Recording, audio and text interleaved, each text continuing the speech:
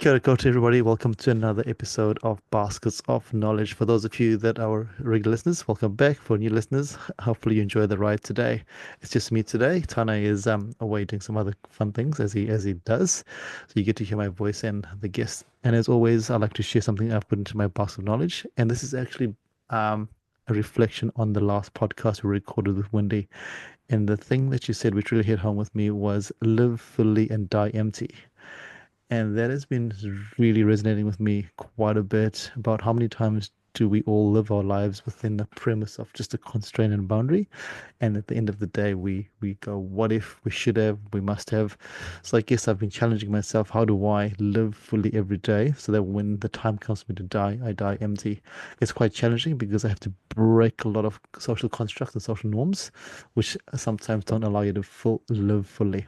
So that's my challenge to myself, and I think that's also a challenge to you all that Wendy placed on the last podcast. It's really got me thinking.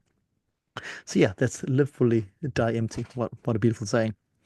But hey, it's not about me today. As always, we scour the country and we scour the world to find people that we think were interesting. And as we always say, everyone is interesting. Everyone's got a short story to tell. We'd love to have everyone on here, but we can't at the moment. But hey, you never know. Today's guest is someone that I am really excited about and very privileged to have on, and just someone that I think is a fantastic human in so many different ways.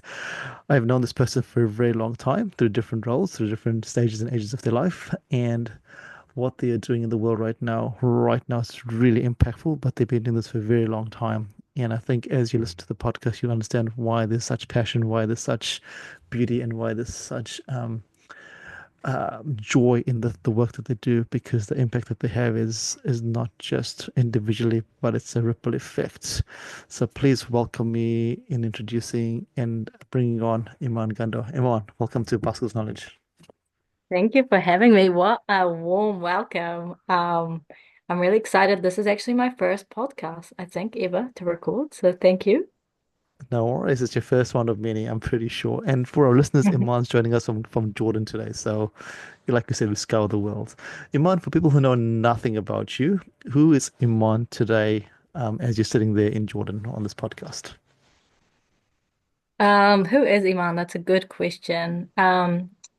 My name is Iman, which actually means faith. And recently I've been learning how to fully say my name, which feels weird to say out loud. But my name is actually Iman Ahmad Abdullah Ghandour. And similar to Māori, our name has a lot of significance to it. My name is Iman. My dad's name is Ahmad. His dad's name's Abdullah. And our last name is Ghandour, and we actually have a tribal name that goes that's Quran that we decided to take out when we moved to New Zealand. I guess it's like a sense of belonging, and I've learned the power of meaning, the power, I guess, of what my name meant, and knowing that that's my whakapapa, that's where I belong, and my name has so much more depth to just Iman. While I guess we're living in Western society, I've learned to just say Iman. But yeah, that's my name. I am a Jordanian migrant, and I say that proudly. I've been in New Zealand for about 20 years. I moved um, in the end of 2006, started 2007, because my dad had the privilege of getting a PhD scholarship. Um, and that's how him and Pradesh actually knew each other. Um, and yeah, from that move, we kind of made New Zealand home, relocated to down in Dunedin to Ōtepoti, and that became home for us for my whole whānau.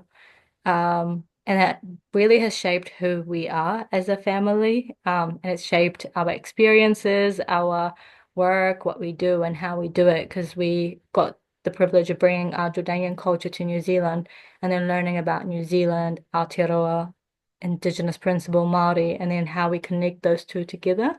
And I guess a big part of my life and my career has been adapting and adapting to the culture and then adopting it and then kind of figuring it out for myself. And yeah, I think lately I've realized that learning what it meant to grow up in New Zealand and then learning what it meant to be a migrant in New Zealand and understanding Māori culture has made me get closer to what it meant to be Arab. Coming to Dunedin, there wasn't a lot of culture. There wasn't a lot of diversity. And so as a kid, we wanted to be different. We wanted to fit in. We didn't want to be different. I didn't want to be Arab. I didn't want to have an accent. I didn't want to eat weird food. I just wanted to fit in because that just seemed normal. Um, and I think a lot of my siblings kind of struggled with something really similar. And as you grow up and as you kind of go through that journey, you realize that, man, no matter what I do, I'm always going to be different. But what does that look like? And I guess it wasn't probably till I went to uni and I started meeting other people who felt the same way that I finally felt like I connected. Um, and the connection was made with other people from different ethnicities, but who have grown up in New Zealand who feel the same way. And I guess that's when I learned new terms like third culture, like what is third culture? And being like, oh, it's the identity we create when we mix um our culture and then Western society, and then we kind of grow in the West. And so it's like, oh, I'm Arab, but I'm Kiwi, but what does that look like? Um, yeah, and I think that's been really powerful. And I guess honestly shapes a lot of what I do today.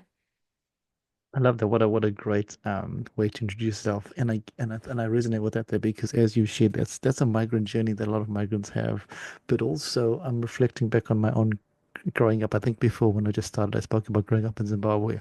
So growing up in Zimbabwe as someone of Indian ethnicity, you're trying to fit into Zimbabwean culture, which is different, and then you move over to New Zealand, and like, oh, I've got my Zimbabwean culture and my Indian culture. How do I make this third or fourth culture actually work in the story that you said about trying to fit in, not being different, is the story of a lot of people's stories that are migrants in different parts of the world as well. We think about it when you move here, but also I guess when Kiwis move over different parts of the world, it's the same story that happens in a different context. And what I really enjoyed there was the power of the name. you know as you say, the power of your name, you don't actually think about it. A lot of people, when I first started looking for jobs, or said to me, just change your name, you'll find a job really easily. And I refused to do that there, and I didn't understand why I refused it until I realized, as you said, your name has a lot of power. In Indian Mm. culture as well, all names have meanings to it. And like you, I have my dad's name is my middle name, and then my grandfather, and I never use it. And whenever I talk about it, I feel a bit embarrassed, and I'm like, what I used to, and I was like, what, this is so crazy because they're very different names. But as you say, if I think about all indigenous cultures, they all go through the whakapapa, and then it's just because in Māori culture it's so out there that we forget that actually in Arab culture and in Indian culture it's there every single day, but we don't celebrate it. So what a great reflection there. And I love the fact you spoke about Dunedin because that's an integral part of your growing up and your identity as you were moving in. Um, you speak about university, and I'm going to go to university because this is where our journey, I guess, started. When you went to university, I know that you want to study marketing. What was that like? Why did you go to marketing, and where was the switch to go? Actually, this is not really my jam. Um, so I went to Otago Uni, for those who don't know, which is one of the coolest unis for sure. That's where I would recommend you students to go if they really want to challenge themselves and try something different. And I say that as someone who works at a completely different university, but I had a really good experience at Otago Uni. Growing up, I really struggled academically. Was not really engaged in mainstream education. I didn't fit in, didn't understand. English was my second language. Found it really difficult and just not stimulating in all honesty. So when it came to year 13, I really didn't want to go to uni. Like uni was not my first option. And I talked to my dad, and I'm sure if you're a migrant, you'll understand. And I talked to him about maybe I want a gap year. Maybe university is not the option for me. I don't know if, you know, that's a pathway. And he was really surprised. He was like, why? And I said, I don't know. I've been talking to my career advisor at university, and she thought I was a better fit with Polytech than university. Um, and then he just looked at me and he said, do you think I emigrated halfway across the world for you not to get an education? Again, didn't really know what that meant at the time, but he was like, after uni, you can think about what other options you have, but you need to go to uni. That is your most powerful thing you can do. That is your ticket out of life, basically. It can open up so many doors and opportunities. And maybe your career advisor didn't know best. Not saying that there's anything wrong with Polytechnic, but he said, did she actually talk to you about what your options could be? And I said, not really. And he was like, how about you just go and research what it could be, and maybe we can have a deal about when you can take that gap year. And I was doing business at the time. I was doing economics. I was kind of doing okay. And so I just decided to do business. It was nice. It was easy. Um, a lot of my friends were doing it. And so I did that. Went into uni, did their 4 core courses, I think in semester 1, and absolutely hated it. I was like, why am I here? What is it about business that interested me? I think I was doing like one marketing paper. I did a stats paper. I suck at maths. So that was not my strong suit at all. One economics paper, and I can't remember what the fourth one was, but all 4 papers I hated. I did not enjoy, was not my skill set. And I'm the kind of person, if I'm not stimulated and I'm not enjoying something, I really disconnect. So it was kind of going along the same lines of what my high school experience was like. And I actually failed semester 1. And I was really fucking out. I was really embarrassed to tell my parents of, oh, like this is, they've done so much for me. I can't do this to them.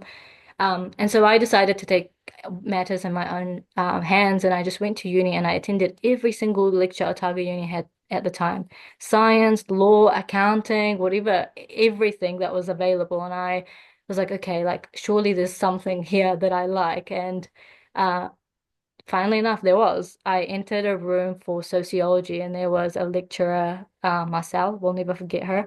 And she did Sociology 101. And it was, went into the room, and it was all about human rights, gender equity, the world, the Treaty of Waitangi. Like we were learning so much, and I just kept attending her lectures, even though I wasn't enrolled. And I realized there was more to the world, and actually I do enjoy these things, and maybe uni is for me. I just wasn't in the right place. So I ended up switching to a Bachelor of Arts, and I ended up doing every single course Marcel was doing at the time. And then from that, it opened up the doors to learning more about sociology. What is the study of society? Why does society do the things that they do, right? Like, why do people think a certain way? We covered a lot about identity, a lot of people were there for the same reason, the same passion. How can we make the world a better place? What does feminism look like when it's not just white feminism? What else is out there? And it was all about critical thinking. And I was in a room with so many people who had really different opinions. And we were learning how that's okay to have the different opinions and come from really different worlds. Um, and have a different say, but all come to the table and see, how we can learn from one another. And from that, that changed my life and has taught me so much more. A lot of people say, oh, like a Bachelor of Arts is just a Bachelor of Arts. It's a degree you might get and not get a job, or, like the misconceptions. But I actually think a Bachelor of Arts teaches you so much. A Bachelor of Arts teaches you how to critically think. It teaches you how to put a case forward for anything that you're passionate about. Cool. There's an issue in the world that I'm really passionate about. What facts are out there? How can I make that change? And what are the steps that I need to take? And that's what my degree taught me. For 3 years, I was just learning that every semester it was a different topic. Again, from gender equity to what femininity and masculinity looks like, to is contraception really something we should be looking at right now? In more depth, and why have we not, like it was just very broad. And so I did that for 3 years. I learned a lot more about my identity in those 3 years. And that was probably one of the best switches I've had, going from business and then going to a Bachelor of Arts. And I think a lot of young people sometimes have this misconception that if you study something, you have to stick to it. You have to stay in that pathway. That's the only way. But really, if you know that you don't like something, it's okay to switch, and it's okay uh, to try something else and see how you go. And even if that doesn't work out, you can try again. That's the whole point of uni, is that you're trying to figure out who you are, what your skill set is, and what you're good at. I also learned a lot more in that time about making friends from all around the world, about clubs, about what else can I add? towards my university life, like what things was it okay to be a part of, especially as a Muslim and as an Arab, there wasn't a lot of things that we could do outside of uni. So we really had to kind of make the most out of what was allowed during, you know, uni time, basically. And so I started volunteering with the Red Cross. And that was, yeah, I think in my second year at uni. And I started again connecting my project with my uni experience with the Red Cross. And it was helping migrant and refugee young people transition to adulthood. And that was a really amazing experience for me because it felt like that was what opened the doors for so many things for me. Again, coming to New Zealand, there wasn't a lot of people that looked like us. There wasn't a lot of Arabs. There wasn't a lot of migrants in general. So we kind of just had to learn ourselves. My dad had to do a lot of the work. My mum was learning just like we were at the same time, and English was her second language. And there was about eight of us. So we were all teaching each other and kind of helping each other make it all make sense. And so all of a sudden, second year uni, um, when all the Syrian refugees came into Dunedin, it was, everyone needed to step up and help. And so when we started volunteering and helping, a lot of things started again to make sense. And it was, oh, this is what I wish I had when I was your age. And so we were able to go to schools, to ministries, to NGOs, and just kind of be that person where we can negotiate and liaise between the community and the government, the education system, whatever it was, and make it make sense, Okay, well, young people can't really be making choices about what their future looks like when they're just surviving.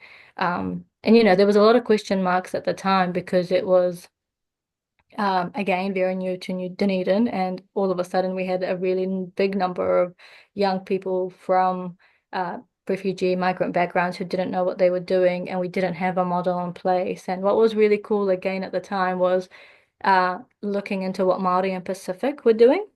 And so that's what we did, and we were able to say, hey, actually, what works for Māori and what works for Pacific usually works for us. But it's just learning how to utilize it in a way where you can connect the dots. Yeah, so I don't know if that answers your question, but a bit There's, of a ramble. hey, there's no such thing as ramble. It's your story, right? And I'm going to touch a couple of things there. I think the first one that I want to touch on is the fact that you had the courage of conviction to try something different. Like you said before, when we work with young people, they just think that if you sign up for whatever program, you have to, I'm going to use the word endure, especially when you were struggling with it. And that was the story of my life because I just endured what I wanted to do. And, we'll talk about this. That's not about me today. But what I love there is that you tried different programs. And I, in my heart of hearts, believe that we do it very wrong in New Zealand. I think, we need to follow the American model where in your first year you can try anything and then decide from there what you want to do because my heart of heart believes that at 17 or 18 you don't really know what you're doing. You have no idea what you're doing, and also as you said before, you don't know what you don't know.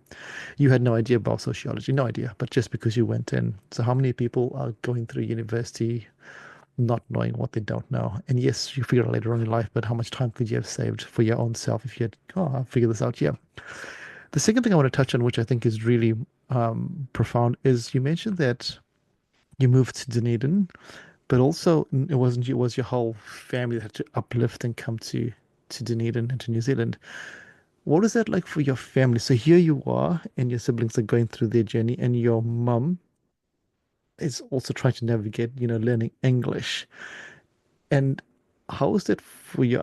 Obviously, you can't speak for your family, but as an observer watching that, what is the difficulty for you or the celebration for you as you watch them also? And I say that because I know your dad was in the office and we would share lots and lots of stories. But yeah, your siblings and your mum specifically. Yeah, those are both really good points that you brought out. Before I answer that, I just want to go back to a point that I kind of forgot. Um, when we were saying about, oh, like as an 18-year-old, you can't make a choice just yet. I also think for a migrant and a refugee, or someone from a migrant and refugee background, it's a little bit even more. It's a little bit more difficult. A lot of us don't grow up knowing the tools. A lot Yeah. of us are not exposed to hobbies and skill set and all these things. again, we're surviving. We're surviving a whole new world, a language, a culture, identity, and all of that. And for majority of us, our parents immigrate and want us to be doctors and lawyers and engineers, and just assume that just because we speak the language now and we have had a better life, better chance, we should be able to get into those pathways. And so a lot of young people that I support actually find that really challenging. Yeah. It's a lot on their shoulder because how do I navigate that conversation? How do I tell my mum and dad I suck at calculus and physics and I can't be an engineer or a doctor? But there's other pathways there that I would like to explore. But I might not know how to explore. I remember telling my mum and dad about sociology, and they did have a mini heart attack because they weren't sure. And then we kind of moved through it, and my mom, I had to teach my mom how to say sociology so she could tell her friends what I was studying because that was really important for her. And so I guess a really big thing and something I really like to work with or work on is educating people, especially people that support us, of actually we're navigating so much more, and actually we do need so much more support when it comes to that pivotal time in our lives, because most of us might have never met a graphic designer or don't know what a paramedic does for a living, and actually that exposure for us to explore, figure it out, learn, and have someone support us through it is really, really important, especially if we don't have the luxury of telling our mum and dad. And that's my bread and butter. That's what I love doing. The second point is really important, what you said about my parents. I think, again, now being in Jordan and reconnecting with my roots, my culture, my whenua, my whānau, it's been really, really impactful. And as siblings, so I have two brothers, three sisters, my mum and dad, and we all grew up in Dunedin.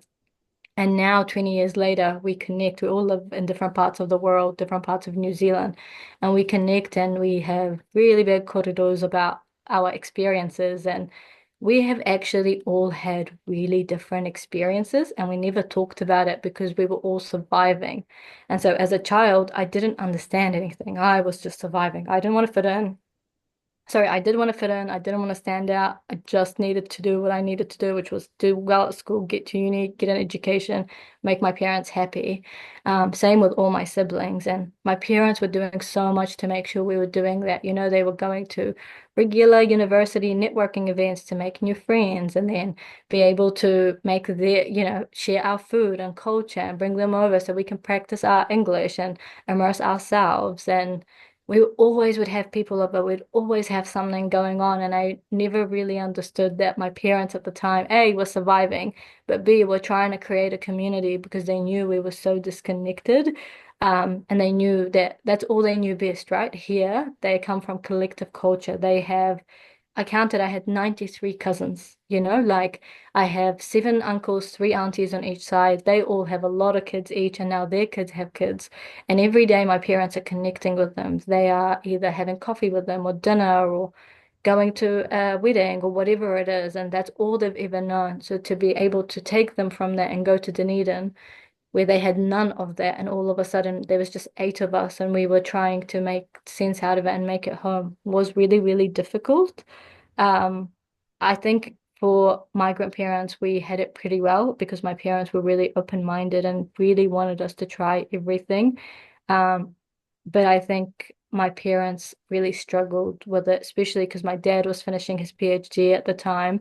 My mum doesn't speak English well, and so we didn't really have that support. And so what we really had to count on was our siblings.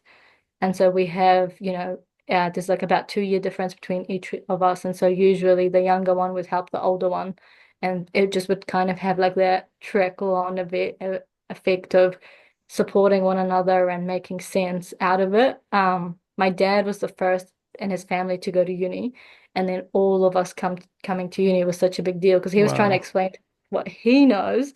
And then all of a sudden, Abdullah and Nadia, my older siblings, went to uni.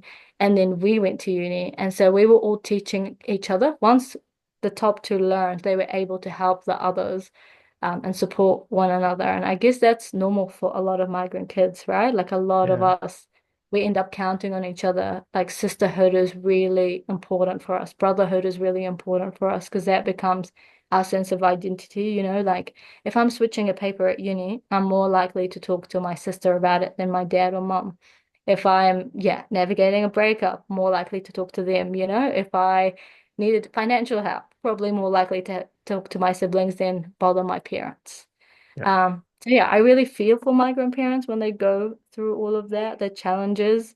And I think at an older age, realizing that they actually just wanted to support us and they love us so much and they just wanted to make sure that we're successful, and that's all they knew. And so a really big part of a lot of the work I do is helping young people talk to their parents and navigate those options. If you're doing something that you think your parents might not like, a profession, let's say, how can you navigate that conversation so you're able to take them through that journey with you? They might not understand what sociology is, and they might have never understood it, but how can you bring it back to them in a way that does work for them, in a way where there's tangible resources? So for me, when I did do sociology, I came back with jobs, what jobs I can get, the salary I can have, the opportunities I can get through it. And I had to explain to my parents the journey of being the first person to do a Bachelor of Arts in the family.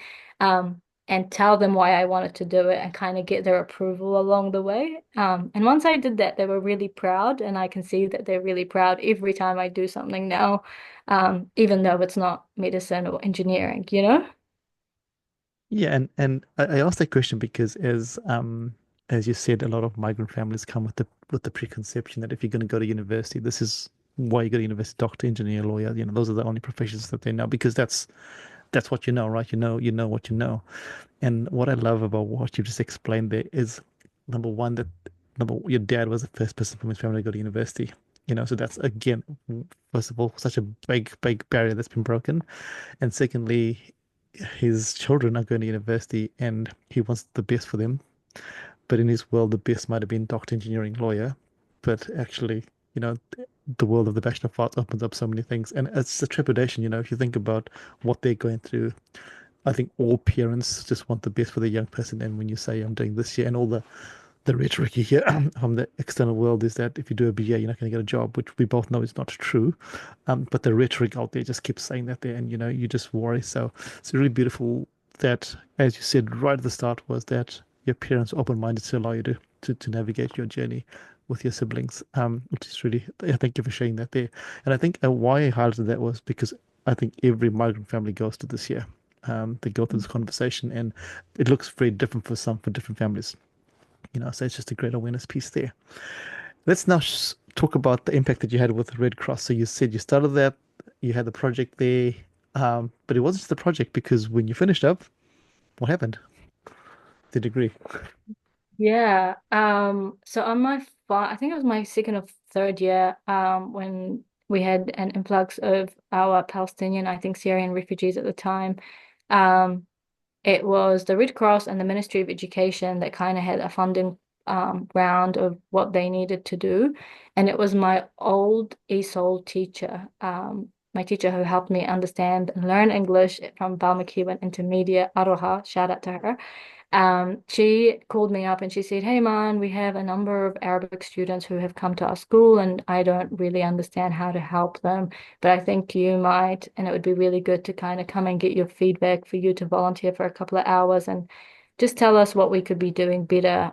Because when it was just you, it was fine, but now there's about 20." And I said, "That's totally cool. I'd love to do that.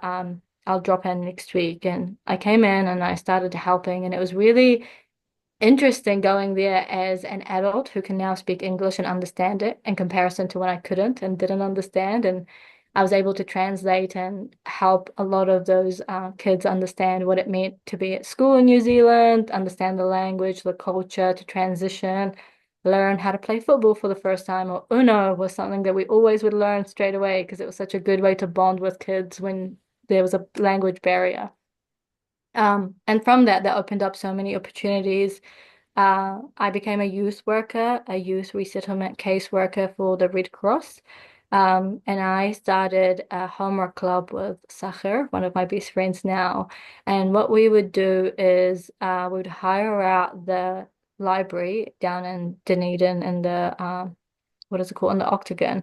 And we would invite all the young people to come in and meet us and kind of consult with us of what was going on, what were the barriers, what was happening. And again, really similar to what I was experiencing. They were saying, we really find it hard understanding New Zealand education system. We want to make it here. We want to have a good education. We want to get into our program, but we don't have support at home. Our parents don't understand English. We don't understand assignments. This is all new to us. And so what we decided to do is actually partner up with Otago Uni, and we started bringing our friends to mentor them. And so once a week on a Wednesday, we would match a young person up with a volunteer from Otago Uni, which was usually one of our friends, and they would help them talk through their assignment, their essay, and what they needed to do. And that was honestly one of my favorite jobs I've ever had. I don't think anything could ever top off that job in terms of learning. The young people I met, the conversations, like the corridors we would have. Um, Growing up, I had a teacher that said, "Oh, English is your second language. You probably can't get into uni, so maybe Polytech would be the next best thing."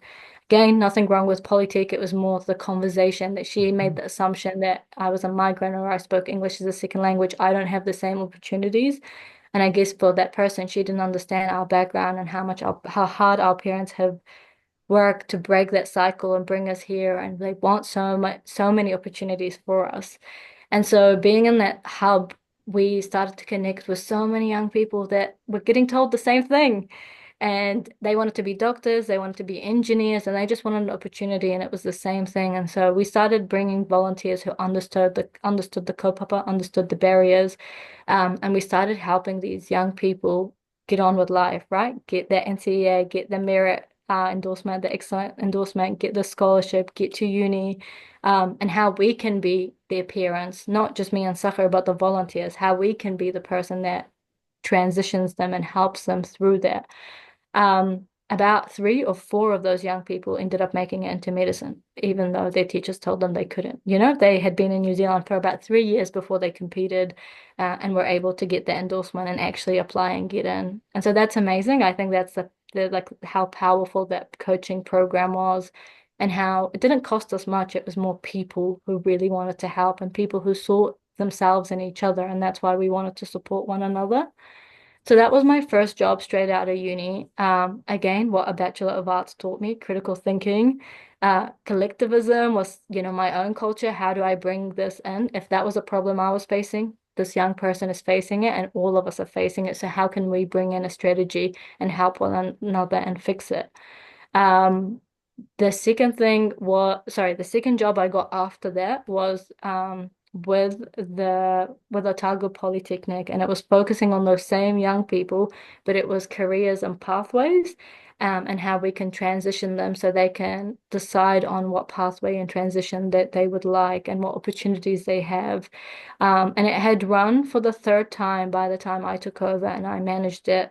And again, amazing time for me because I was like, I know how to do this because this is what I wish was done for me when I was a young person.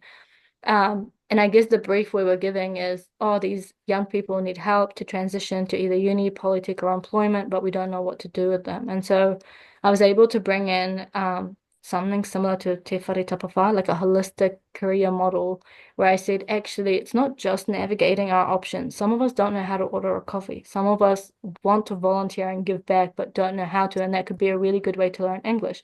Some of us have never played a sport because culturally it might be not okay to play um, because, of the culture and religion, but also because we never had it. So when you come to uni, to school in year nine, and you want to play netball for the first time, but everyone's been playing netball for the last 10 years, you're kind of not encouraged to join because you think that you can't join.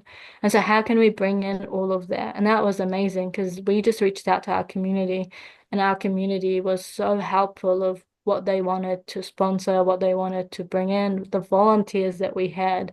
And so we had 5 days where in the morning our young people would learn intensive literacy and they would learn English.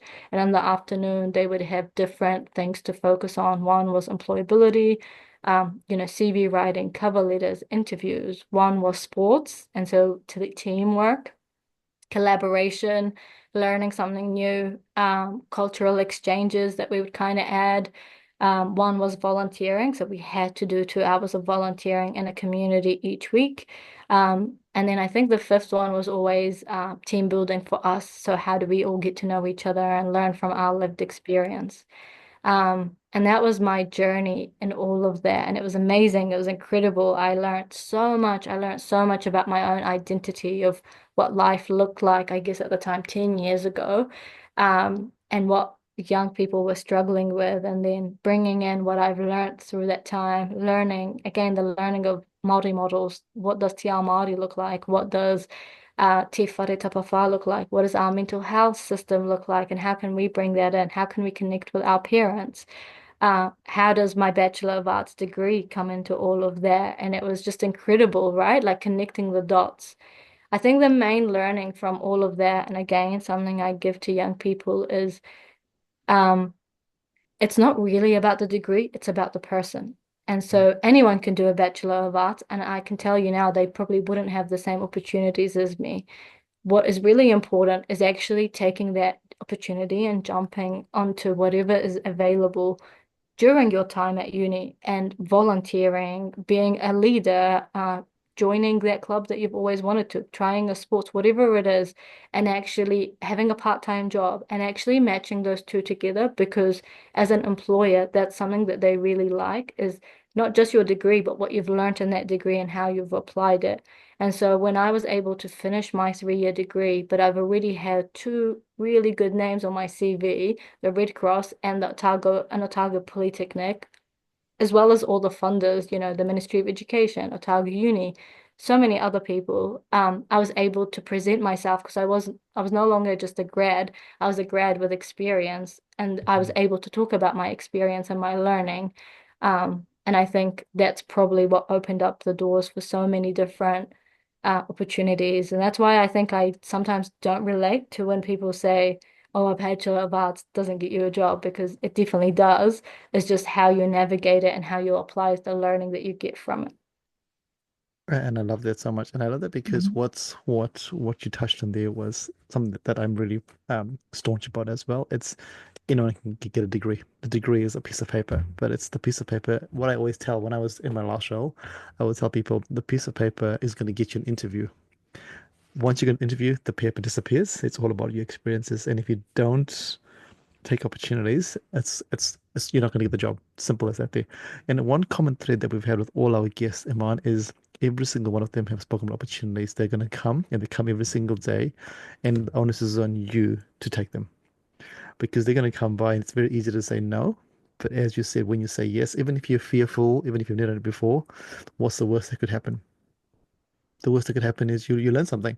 And cool, cool. That's how bad is that there? So I love the way you have constructed that frame there because it's something that a lot of it's also human psyche as well. Even if we take away migrants and young people, it's also adults. I think what adults that also Mm. suffer from that. Um, I don't know what I want to do. And I remember I did a program a few years ago, and the person said to us, "Hey, we're building this program as we're teaching it. We have no idea what we're doing." And I was like, my old me would have been like, what is going on here? But I was like, actually, this is really cool and really exciting. So thank you for sharing that and those experiences there as well, which is really beautiful.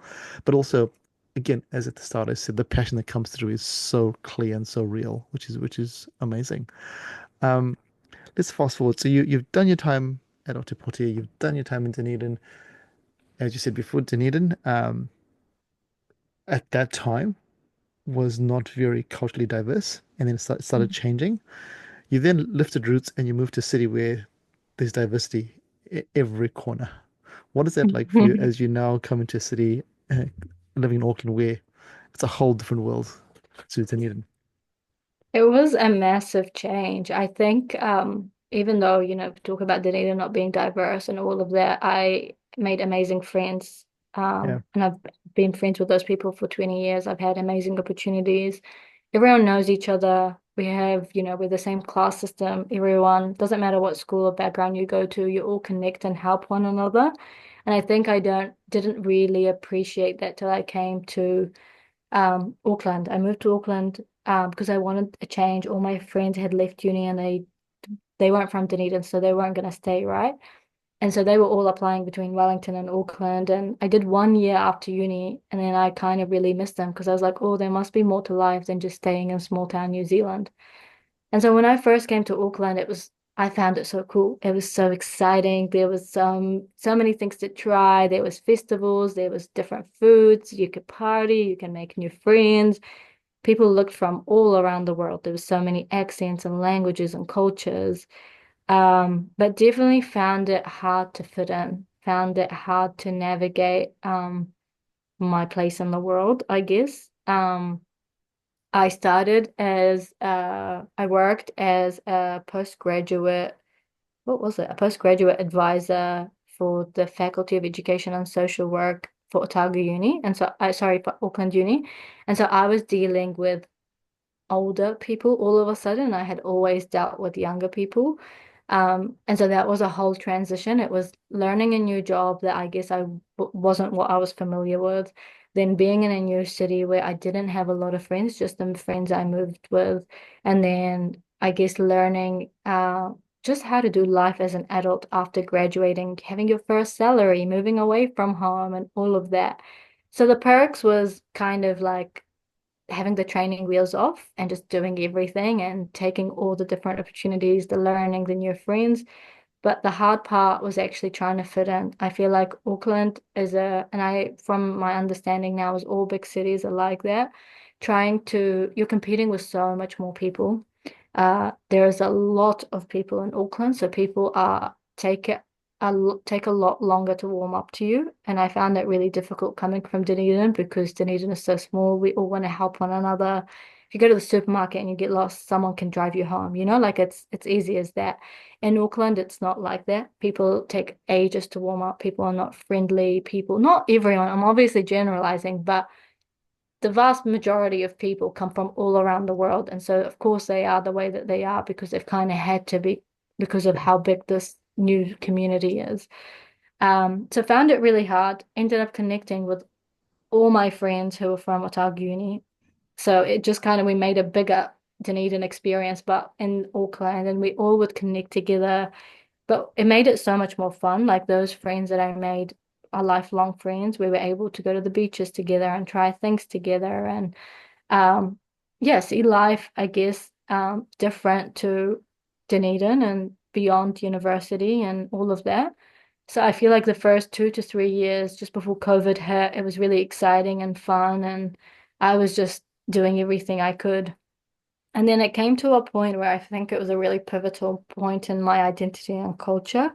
And I realized that I was really not enjoying who I was, not enjoying the people I was surrounded by, not enjoying the activities, not enjoying my job. And it was like a big question mark in my life that mid 25, if I think everyone goes through it now, where you kind of just reflect and you say, oh, is this where I want to be? Is this what I'm happy with? And then you start to meet people from all around the world and you kind of realize we all go through it. It's sad, but empowering at the same time. I got to meet a lot of people who were a part of two cultures and felt like, there was this one side of them that almost have to hide to fit into this other side. And that can impact your everyday life. It can impact who you are, how you work, how you do things. And so it was really cool reversing that and learning who I was, relearning who I was, learning what my name meant, learning what it meant to be Arab, learning what collective culture meant like for me, learning my style of work that actually, when you ask me to do something as an individual, I really struggle with that because that's not how I've grown up. But if you ask me to do it as a team or a collective, I'm more likely to do it really well because that's how I've grown up. And so it was relearning all of that. Again, not saying everyone doesn't have that, but I think the kids of migrants do struggle a little bit more because these are all things that we don't, because maybe of the translation, we don't get taught as much. So we kind of have to relearn them and relearn what they mean to us and then how they translate to our career.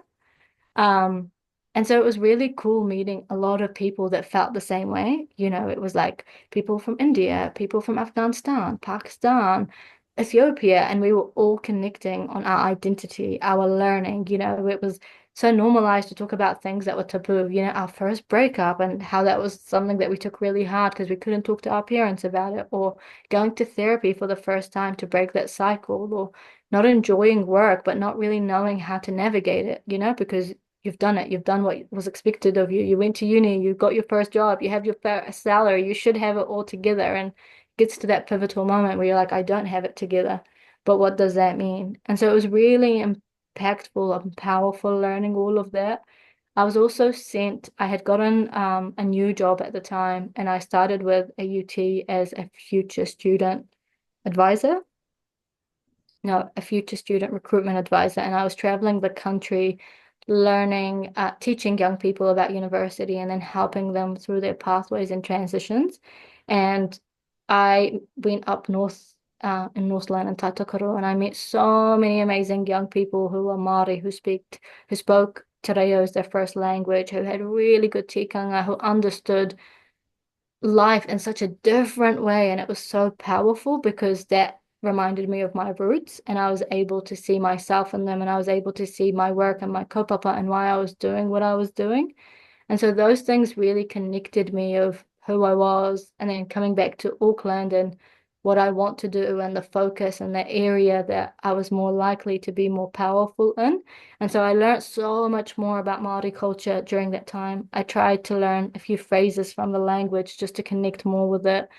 And then I kind of started to realize that I was focusing a lot more on people that kind of had a really similar experience. So a really big part of what I've been doing for the last 5 years has been helping migrant and refugee get into university and understand their options and pathways and programs.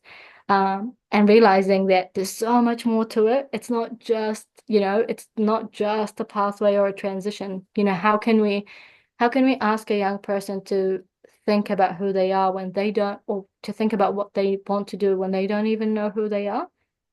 And so if we reverse it back and kind of learn more about what Māori and Pacific have been doing in terms of identity and how pivotal that is and how important that is, I realized as I learned my identity, it was really important to help other young people do that. And so I started doing a lot more on careers in terms of well-being, in terms of identity, culture, and heritage. And my whole thing is saying if a young person knows who they are, they're more likely to choose a career and a pathway that aligns with them. But if a young person doesn't know who they are, they might struggle a little bit because they have a lot more to navigate through that time.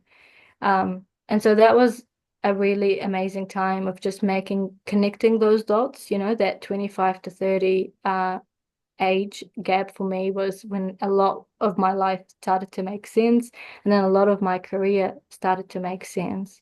And so that was when a lot of those amazing things were happening. I was getting all the different jobs, I was meeting all the different people, I was navigating my identity and my culture and my religion and all of that.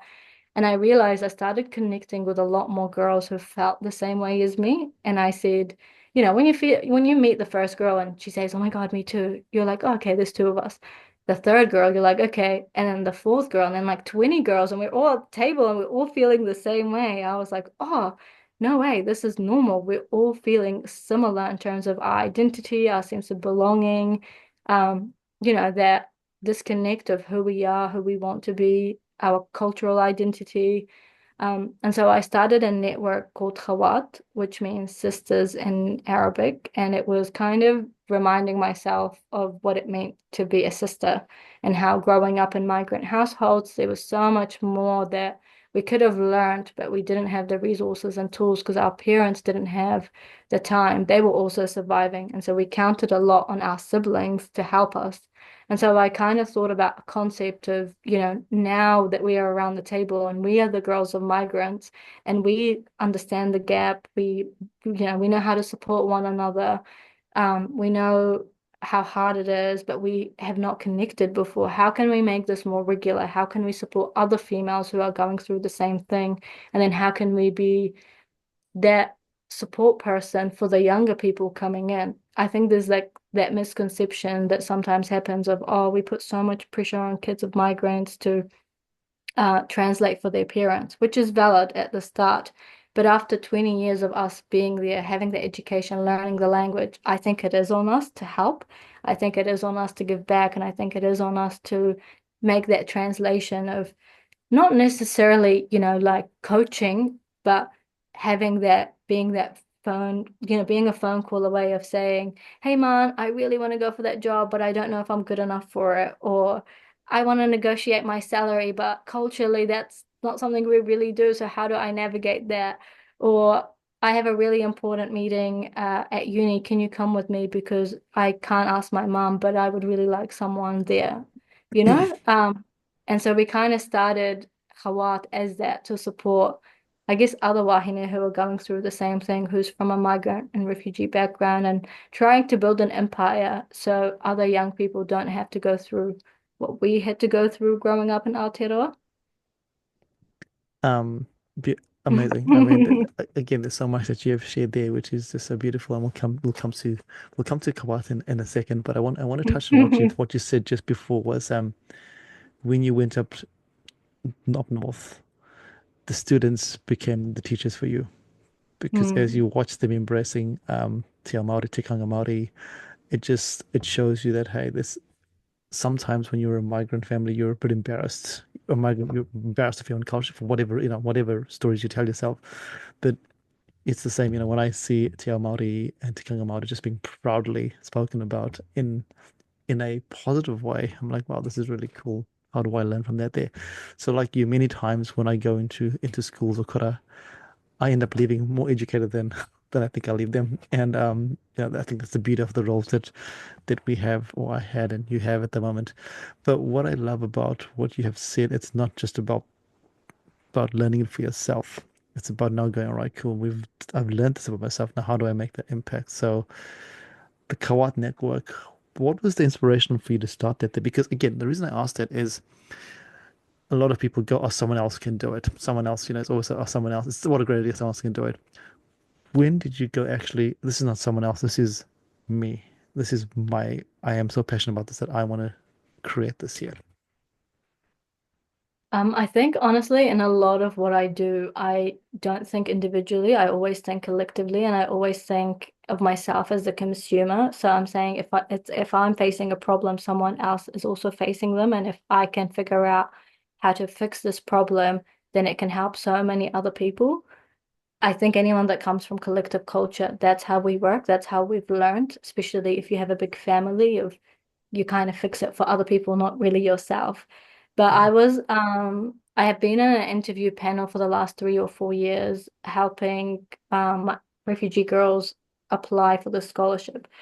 Or sorry, interviewing girls who apply for the scholarship. And as they were interviewing, they didn't know each other. I would interview each one of them in a panel, and I would see myself in them, and all of them would have the same problem. They would say, I have no problem with uni. Like uni is okay. I'm doing well academically. That's one thing that I know how to do, but I'm really struggling on to how to make friends. I really want to try new things, but I don't know how to. You can see that they're really nervous in the interview. You can see that they're really disconnected. They all had really similar lived experiences, but don't know how to come together because of how big Auckland is. What I was saying before, it's not easy to make friends in Auckland because of how big and diverse that it is. People are a little bit more cliquey, and people take their time to warm up. And at uni, that's even more amplified. And so as I was meeting those girls, I noticed that actually what's missing is sisterhood, and that's something that I had growing up.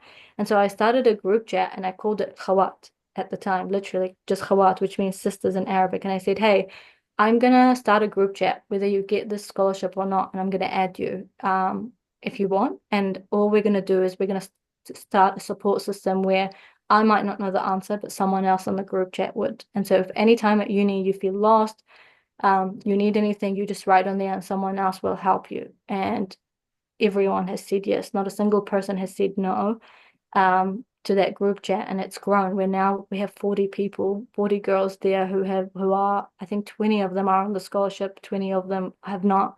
But what that meant is it created a system for us to collaborate, become friends, learn from one another, and do anything in our power to be whānau for one another, community. And so girls would now post in there and say, hey, I need this, who has it? Or I'm free for a coffee. Would anyone be keen, or do you know much about scholarship? And then what we started doing is kind of learning who else is applying and supporting one another. So it became kind of an ecosystem of a network Yeah. of I might not be able to answer and I might not be able to support you right now, but someone else in the group would, especially in the different years. As I started navigating that, and it was just a non-official group chat, I realized I was struggling on my own. I was really struggling in my own, what the girls were struggling with, but on a higher level of, being in an interview panel, but being the only person of color, or not knowing how to negotiate for my pay, or going to therapy for the first time, but having to come to work and you're processing a lot of emotions. And again, what I was saying before, I started talking to other girls at my workplace and my friends, and we were all feeling the same way. And I just thought, wouldn't it be so cool if I was able to connect the younger girls with the older girls? And how can we support one another where it's not a coaching program, it's not something official, it's not something that's done where you kind of like a tick box Big exercise, box. but we're all there because we want to support one another. And honestly, I didn't realize how hungry people were for it. And so as soon as we started, little events were so popular, and then bigger events were even more popular. And um, yeah, it's been such an amazing journey. I've been learning so much through it. My main learning, or my biggest learning, is how disconnected we all are and how much we don't realize how our identity is so important, how much we all need each other, how much we need to support one another. Um, I forgot what my last point was. It was just on top of my head.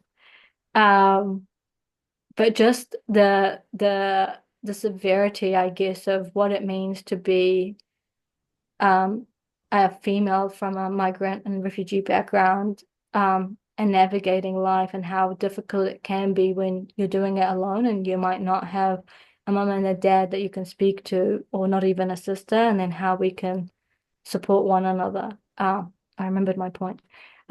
Cultural competency. I Hmm. thought I had my cultural competency, down packed. I thought I knew what I was doing. And then as I started learning and meeting girls from all around, I realized how actually culture competency was so much more difficult. And I had to really adapt and learn, learning Te Ao Māori, and how I can make that make sense to me and to them, but also how I can learn from them. And I guess in youth work, that's really important, learning from the young person, learning from the other wāhine of what they felt was challenging, so I don't decide for them, and understanding how religion and culture can play, like I said, I've had girls who are Indian Fijian, Afghani, Pakistani, Arab, Omani, and how they all come from such completely different lives. They've had different barriers, different challenges. Their parents' way of life can be really different. And then how we all come to the table and navigate that and understand that and learn from one another. I think that's been probably one of the most difficult and most powerful things in this experience. And it's really interesting the way you put that there because there was a point there when you could realize that it was a reflective process for you as well when you're realizing you were providing all the support here for these young people here, but your own support structure was you were going through the Not same there. journey, so it's an important as you say, our students become our teachers, which is really beautiful. And I love how you have navigated that conversation around, cultural competence. We all think that we know what we're talking about. Actually, we don't. And one thing that when I was doing my PhD, and I really lean into this quite a bit, is the wisdom of the crowd. Too many times we feel like we're the expert in what we're doing, but actually we only know this much. And if everyone 100%. knows if everyone knows this much and this much, then everyone knows quite a bit. And I use this in my coaching world as well. I'm in part of a lot of communities, and when I join these communities, everything's competitive. It's like, why is everyone competing for the same thing? And I think Mm, my work with universities is let's not compete. Let's work together because we're all experts in our fields. Because it's only through working with others that we learn about ourselves and we fill in the gaps because you don't know what you don't know. And that's something that I keep remembering in my life. I don't know what I don't know. But also, the more you know, the less you know. The more you 100%. know, the less you know. As you have said as well, the more you've created the network and learning with people, you realize actually I don't know. There's a lot that I don't know, and And the trick is not to take it all on you, which is what you have said. It's all you can't do by yourself. It's the joys and the beauty of collective cultures, but embracing that there. So yeah, I 100%. yeah, I love the I, way you put I that there. I think like being in Jordan now has made me realize that on how big they are on that, supporting one another and not knowing, not saying that they're the expert straight away, even if they are. And if something is really out of their comfort zone or their answer or their reach, then they're able to try and get you someone else to answer for you or help you. And when I saw that in action here, I was like, oh, this is what my parents embedded in us. It's really important for us to be a collective, to support one another, to help one another. And as I navigated that through the other young people, they're all the same. But I think honestly, we can learn so much more about young people, the way they think, the way they act, the way they learn. And I think that's one of the most impactful thing you can do if you're working with them, right? Totally, totally agree. And I think, it's a learned experience. I don't know if I keep on talking about this, but I don't know if you've ever watched or heard the lecture called The Last Lecture by Randy Pouch. It's it's very, very old, but what he talks about in there, something called head fake. Like we do something. So, for example, our parents would have sent us to play sports. It wasn't actually about the sport. It was about building Mhm. community. And that has always been something that what do we do in our life? So the stuff that you're doing, you have this connection, but it's not about the connection. It's about the head fake that you're bringing people together to have the confidence to do these things. So, and it's really beautiful when you see it happening in action. Um, your network is, I mean, I follow you on your socials, and it's just the mahi that you do is just amazing. And I just it's a collective, but you are I know you don't want to say this here, but you are the face of the collective. You are out there doing stuff. It's always hard to take acknowledgement, but I'm going to acknowledge you because I think without you the network doesn't exist. I know you've got other people out there, but I'm going to acknowledge you because you are the network essentially. And how does it feel for you as you've watched it, especially I'm focusing on this year where you have, the Galentine's dinner, you have the breaking of the fast during Eid, and just having all of these amazing things happening together around both Western traditions and also your own culture, bringing in both those worlds. It's honestly been amazing. It's been incredible to know, I had a little excited dance last day when I got my first funding because yeah, I never thought of it getting this big. I never thought of it being this important or this, like people caring this much about it. Started from a small group chat to what we had 40 girls, and now we have over almost 1,000 followers, and so much more people engaging and understanding and learning and reaching out. Um, I think the most incredible thing has kind of said what we talked about earlier, but taking opportunities. When I first started, it was nothing. I had nothing in writing. I had nothing of what I wanted to be. I didn't have a business plan. I didn't have a team. I didn't have a plan in place. I just wanted to support these girls, and then I needed to be supported and kind of created it from there. One of our very first projects that we got called on was a fashion show, and fashion is not really my thing. Like I like to dress well, but that's about it. Don't really know much about it.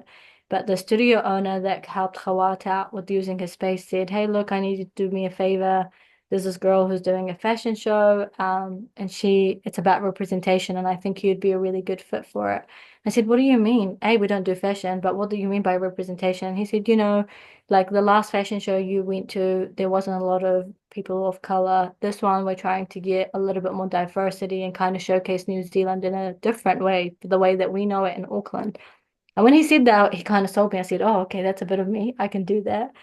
And so they reached out to us and they wanted models and designers who are from ethnic communities. And I had to go to the network, search it up, talk to the girls, see what they had, and come back to it. And we were able to get, I think, about 5 designers, 10 models, and we represented Nigeria, Jordan, Palestine, South Africa. I think that's all. I can't remember who else we had. And that was such an impactful moment because we brought our identity, we brought our culture, and then we were able to go on the runway and showcase people our clothes, our designers, but also what we looked like. And that was really how it started. Like last August, it was taking that opportunity and saying yes, not knowing what to expect, but just kind of going. head on, like, yes, we'll try this out. Let's see what we can do for representation. And it was so amazing. It's so incredible. Like everyone that was on the team was so, I don't even know how to describe it. They were just like so incredibly amazing at what they did. I was meeting dancers who danced, with Justin Bieber and Beyonce. I was meeting 18-year-olds who were just modeling for the first time. I was meeting people who were quite in touch with their culture and religion.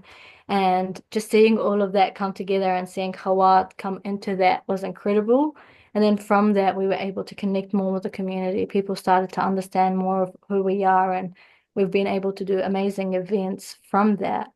Galentine's was so incredible. It was an idea that came across of we just wanted to do an event for the girls, a networking event that didn't focus on alcohol, um, and it didn't focus on the boring things. How can we make two things fun? How do we connect? How do we bring a platform for our girls?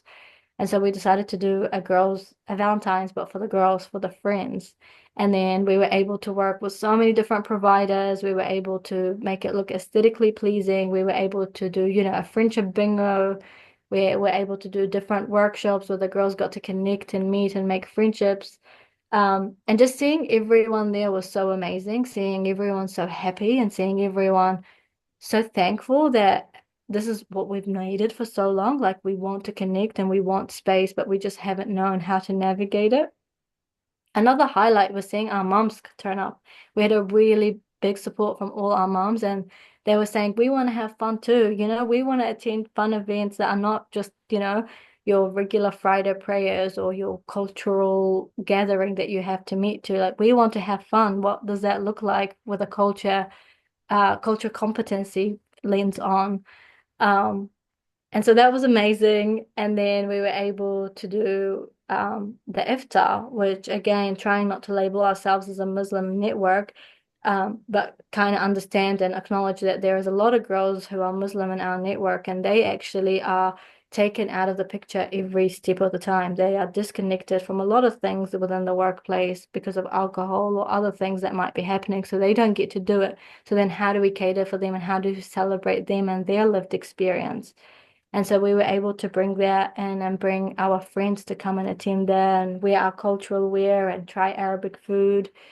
So yeah, it's been incredible. It's been amazing. It's been eye-opening. It feels like I've made a community in Auckland after 5 years. And again, it's learning that I was trying to fit into a community that wasn't mine. And once I've switched the table on and understood there's actually a massive community there of people who have similar lived experience, who want to learn the same things, who have the same challenges, life looks different.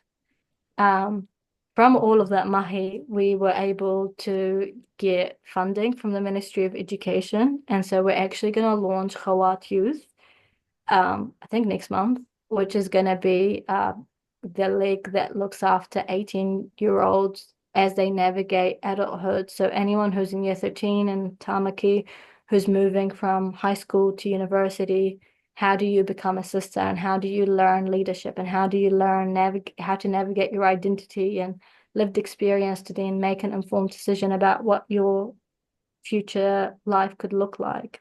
And so I'm really excited for that because we're in the middle of planning that and just asking people for their feedback, talking to girls about what they want to see, having fun with it, making it more than just a program, but actually a cool experience for our girls so then they can be leaders for the other generations to come. I'm really looking forward to it. And I'm really looking forward to learning from the girls and seeing what other events they want and how they can lead it. So it's not just me and the other girls in the network, but it's also the younger girls coming in and saying, we really want a ball. We've never had a ball because we haven't been able to attend, and then teaching them how to create an event and bring that together to make it work for our network.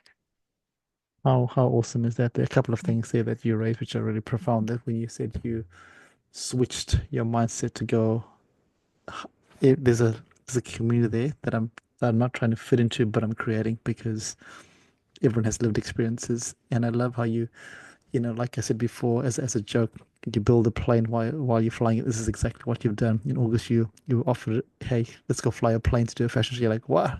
You could have so easily been Yeah. like, I don't even have my passport. What are you talking about? But you're like, let's go. Yeah. I'm gonna be a pilot. So that's real beautiful, beautiful share. Then also the fact that it's now expanding. Khawat Youth sounds like a really exciting program, and in the show notes we'll put some links in there for people to have a chat to you about that if they're interested. But it's really beautiful. But what I really loved about it was just how you just lit up every time you spoke about it. It's really, really awesome to see. As I said to you when we started before we recorded the podcast, there's a glow, but the glow seems to be amplified every time you speak about this passion, where the passion comes from. So, no, thank you, Eman. Eman, we've been talking for about almost 1.5 hours. I know it's getting late there. Wow, And has it been 1.5 hours? I didn't almost even 1.5 hours. realize. And I know we can keep going on and on and on, which is really beautiful. But what I would love to do is our podcast. Um, Actually, if I ask my question, is there anything that you'd like to share that I haven't covered that is important to you? No, I think we covered everything. I think learn who you are. My advice to you for the younger generation is know your identity, know who you are, be proud of who you are, even if it takes you a longer time to understand that.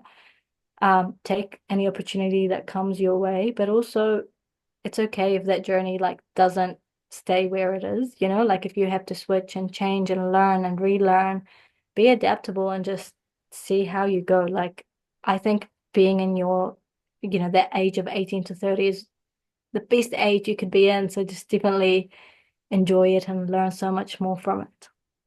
Yeah, totally. I love that there. And this is a great segue to my question, which is every week we invite people to share a piece of knowledge. Why? Because our podcast is called Paths of Knowledge, and you've shared so much knowledge here. But is there one piece of knowledge you'd like to put into our kete for myself, for our listeners, that you think would be great for people to hear as whether they're young or old, whatever part of the journey they're in? A piece of knowledge. I don't know. One thing I like learn or walk away with always, or I have, is I actually have a similar ticket of my own, and I call it kind of like the mental health ticket. So it's I learn techniques as I go through life, and it's learning how to, like I said, going to therapy for the first time or learning a new book or my identity or my culture. And I kind of put it in this basket, this virtual basket. It's a notes app on my phone. And from there, I kind of write things as I go and what I've learned from it. And sometimes I really need to go back and relearn all those things, and that's okay. And I have to go and navigate all of that. And then sometimes I only need one of those tools. So I take that tool and I'm able to use it to make my life a little bit better at that given time. And so I guess that would be my tip to young people, to people in general, is kind of like build up your kit of what it is that you need at that time, whether it's your life, your opportunities, your jobs, and kind of navigate when you need to use it. And when time is tough, use it. And when time isn't, don't use it. Sometimes you might need to use all of it, and sometimes you don't need to use all of any of it, and that's okay. I love that. I love that your piece of knowledge is to create your own basket of knowledge that you will use at any time whenever you need it, which is really beautiful because we forget about that, right? We keep on going and going and going.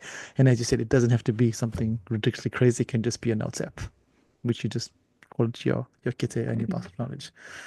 Iman, thank you so much. The depth of the conversation is really beautiful. The passion that has come through is so apparent. And at the start, when I introduced you, I spoke about the ripple effect that you're having in the world.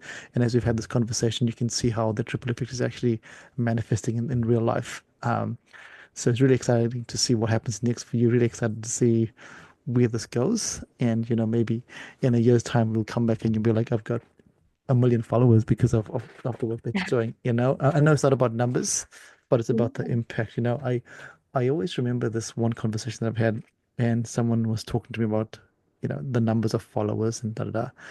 And the question they posed was, it doesn't matter about the number, it's about the quality. So if you impact one person, that impact is not that one person, it's the ripple effect. So your ripple effect is really beautiful.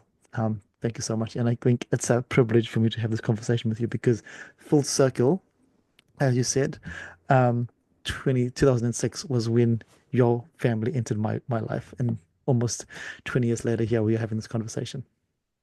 So Oh, thank you. well, thank you. Honestly, thank you so much for having me. And you've been someone I've looked up to. You've helped me transition through university as well. And we've worked alongside each other. And I've seen Basket of Knowledge and the other people you try and um, bring on and the other stories out there. You must meet so many amazing people. I think you said it's what 152 people you've interviewed, which is amazing. But I'm also a big fan of the work that you do. I know how amazing you are and how much you support young people.